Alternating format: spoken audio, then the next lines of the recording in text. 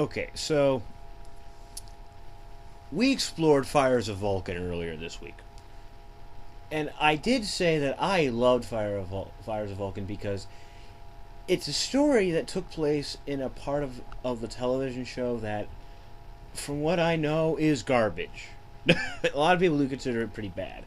Though I liked Delta the Bannerman. You could tell from a previous review I did in the second Doctor Who week, Delta the Bannerman's a very fun, albeit goofy story. It's I didn't feel bad about watching it. I didn't see anything horrendously bad about it. Apparently, that's what Paradise Towers is supposed to do, and I'm not in the mood of seeing that. Maybe next time if you beg me enough. But I really wanted to pick another story to go with it. So I decided to go with the last story of this season, Dragonfire. Now, Dragonfire is basically I don't know what I can really say here. Dragonfire is not a good story.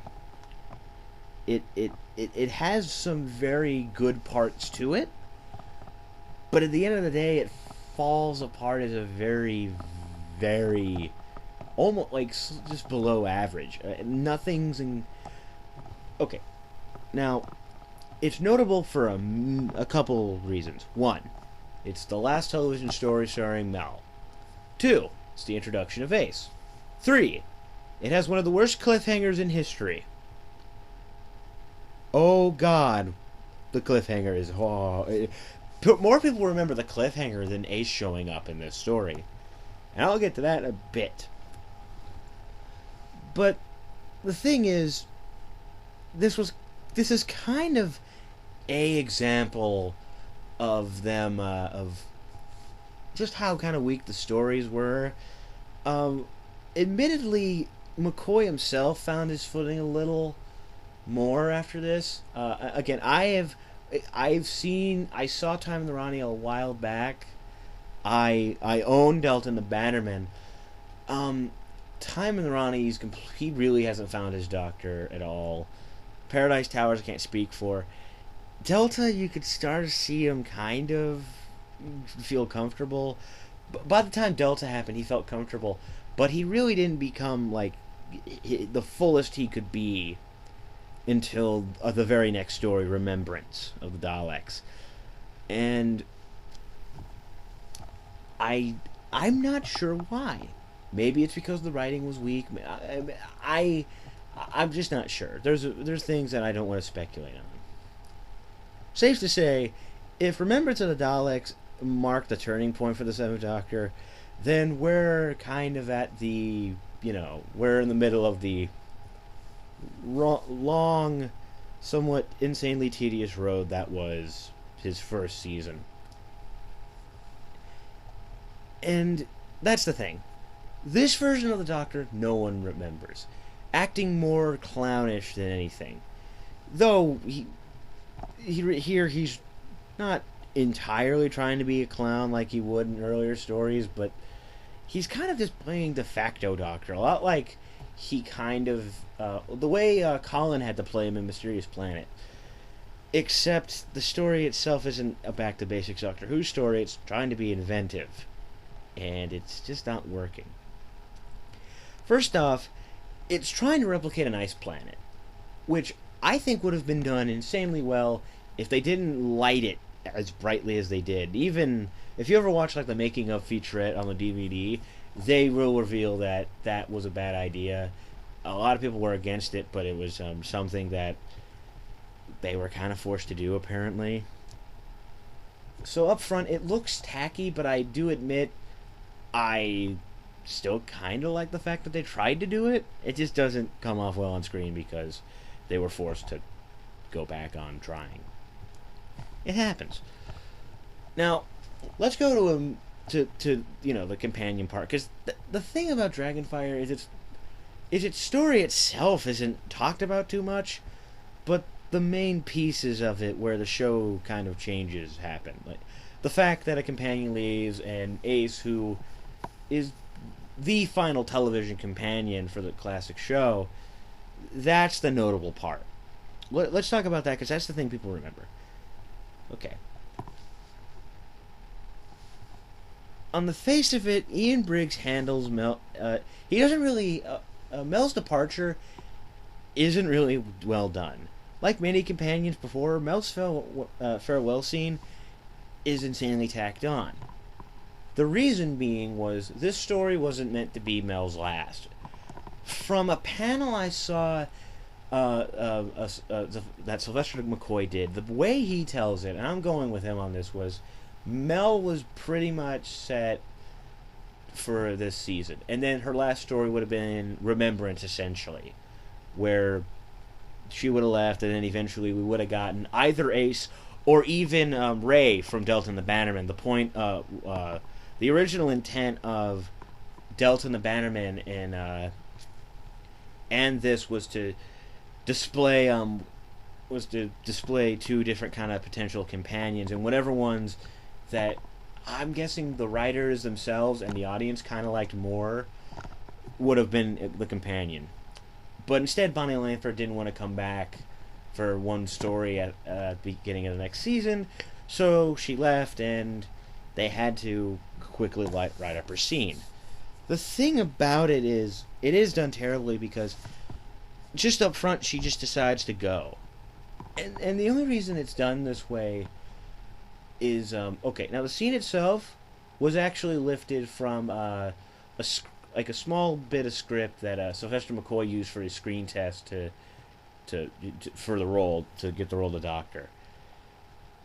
Agreeably, it's a good scene to test on, handling something big like a companion leaving, but it's insanely jarring because you don't see, because not at all the story shows Mel, upset. In fact, she's kind of the same.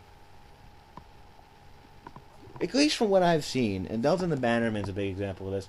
Her thing in this season is getting the chance to go on a vacation because she squeezes the chance to go to Disney World in Delta and loves the fact that they land in what essentially is a food court in space. And being a guy who works at a mall, it was all too real seeing a food court on television. And that's just the thing. I'll give you a classic example. Let's look at the very first companion leaving Susan. And I'll try my best to remember to put a link in the video. Look at the kind of heartfelt goodbye that Hartnell gave Susan. Well done. It was obviously thought out. But that's because they were planning on it.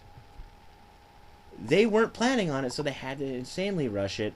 And not only that, but the story itself is written as, Hartnell, though, is showing that he's not incredibly happy, because that means he has to leave his granddaughter behind, is at least not trying to make her feel bad about it. Or he's basically trying to kind of underplay it and say, no, you have to do this. Here, Sylvester McCoy is kind of, I don't know what the word is. I don't know exactly how to describe it, but I'm simply going to say it as, oh God, why are you leaving me, Mel? Like, he kind of tries to make her regret the idea towards the end, which seems a little stupid. Only because people have done this to you before. Many, many people do this to you a lot. In fact, you have had and will have points in your life where you've decided that maybe having these people around might be a dangerous thing, because they either die or end up leaving me, and I'm sad. Just saying.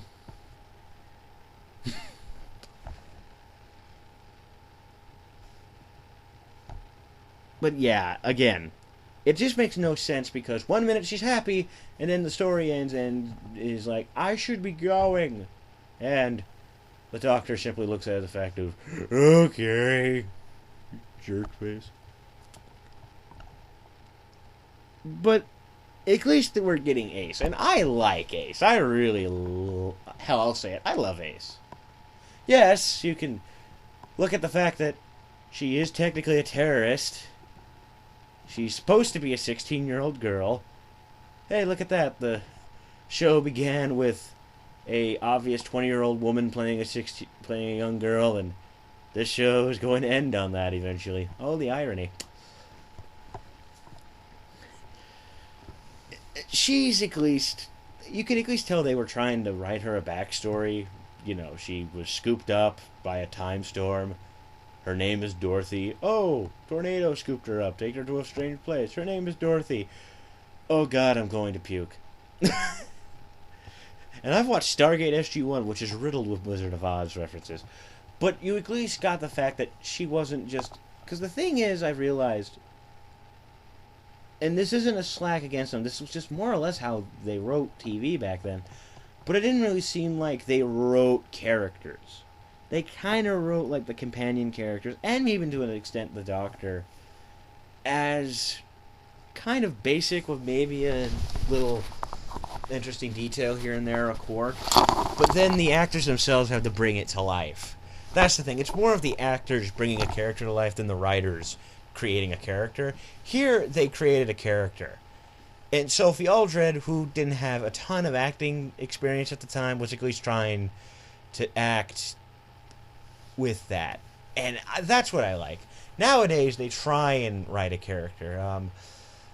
Amy Pond was obviously something that Steve Moffat took time as herself, and then the actress put in her little pitch into it. But there was a character there. And that's kind of Ace. Ace was kind of the prototypical idea of what would end up being what they do for all companions in the modern series now. But again, it is a little jarring when you do think about the fact that she's a teenage girl who could create bombs easily. A little disturbing. But hey, I honestly liked her. She was kind of the thing that kept me watching it. She interacted really well with Bonnie Langford. In fact, I really do wish that somehow, and Big Finish could make this happen, that somehow Mel and Ace, those two actresses, work together again. Because I loved... They had really good chemistry. You know, Ace being kind of a grumpy teenager, and Mel being a nice, sweet girl who's trying to level with her and understand her. I thought that worked out great. Now, let's move to another great part about this. Glitz! I love Glitz so much.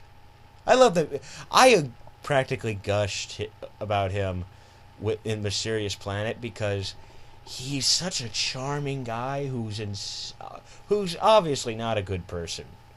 He'll kill you, but he's so fucking lovable.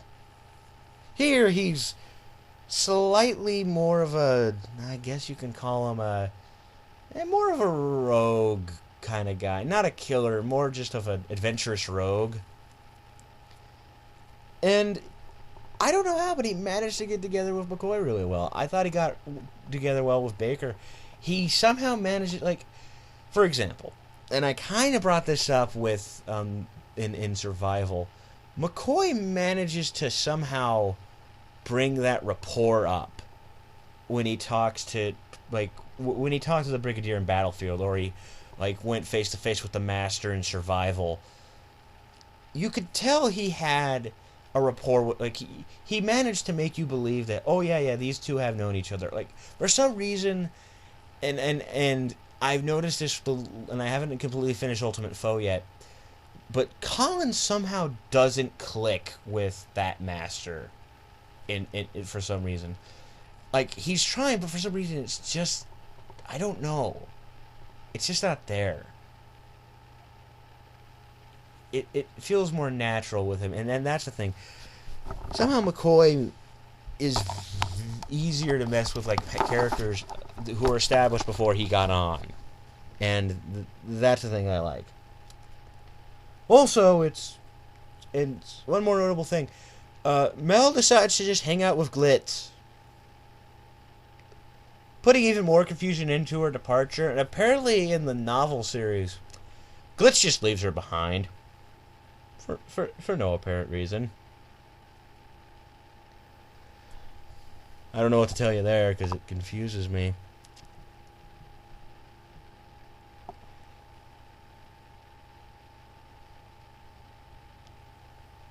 Now, what else is this? Let's see. I need to think of something.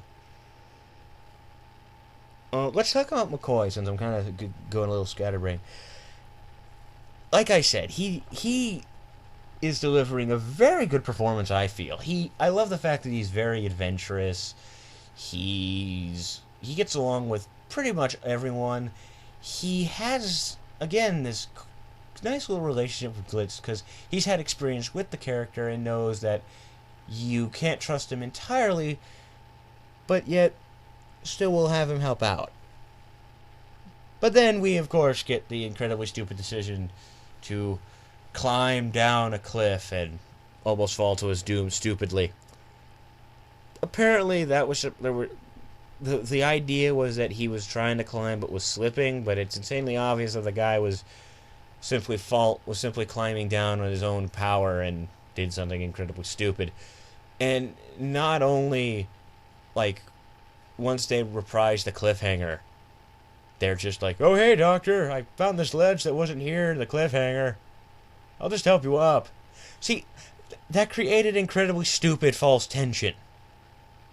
That's the thing about that cliffhanger that's so goddamn stupid.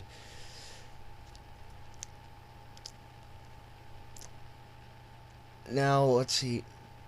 Let's go to the, what else? The plot itself isn't really special. It's a basic treasure hunt in space with a somewhat interesting twist, I guess I'll say. What makes it enjoyable is the characters, I guess, because the thing is, the story's insanely basic. But I loved Kane. Of course, they tried to at least not fully say he was a villain, but it was incredibly obvious he's a villain. You named him fucking Kane. And he's a creature he's a guy who, like, physically freezes his body to an incredible temperature. Like, he doesn't come off as a good guy in any capacity. And you have... I do love how just kind of basically evil he is. I don't know, it's refreshing to see a somewhat crazy guy act evil and then turn Glitz's crew into frozen zombies. Oh, and the fact that he has a dragon. Well, dragon alien. Oh, you know what? I need to fucking talk about this. If you ever wondered what a dollar store version of a xenomorph from the Alien franchise looked like, well, for some reason, Doctor Who decided to solve that for you in this story. Dear God, does that thing look terrible? It just doesn't, like... And the thing is, this thing probably would have looked a little less ridiculous if they didn't pan to its feet. For some reason, if you just maybe saw, like, just the head and the torso, it wouldn't look as incredibly ridiculous. It would have, like, reduced it in ridiculousness. I love the twist with the thing, though. But still... God, this costume's impossible to look at and not giggle. Or make alien jokes. Because, like I said, it looks incredibly like they miraculously created the dollar store version of it. I mean, like, it's like in the center of the DVD cover, and it's supposed to be kind of like the threat. At least that's what you're supposed to think, because it's called Dragonfire, and he's the dragon in question. But this is definitely the point where, yeah, sometimes they just couldn't make believable costumes. This isn't the Destroyer from Battlefield. I thought they had some really good prosthetic work back then. Here, God, it's insanely obvious that it's just a guy in a suit, and it just impossible to look at. That's why I think I liked Kane, because Kane at least on paper sounded like some sort of bad guy. He implored all these basic villain tropes. He uses brainwashing, manipulates people's lives, and seems just like a physically and emotionally cold kind of person. I don't know why, but it fascinated me. Again, it's basic, but it works. God, what else can I say about this? This one's a tough one to say. I can't recommend it. It's not good. It's basic. The characters kind of lifted up. If you're a big Ace fan, if you haven't seen this and you like Ace, Ace is good. You could tell you could tell kind of why the Doctor's slightly interested in her, and I think she is a good character. If you're somehow a Mel fan, and I know she has a small little section of fans, well,